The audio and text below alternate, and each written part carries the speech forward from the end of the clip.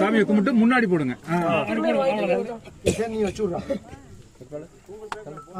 போங்க அவ்வளவுதான்.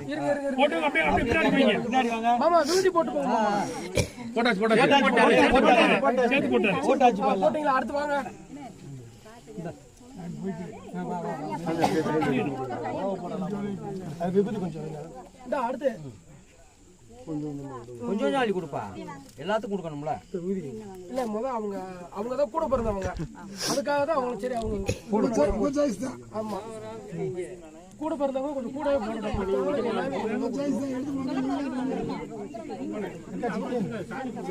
பெருமா வாங்க.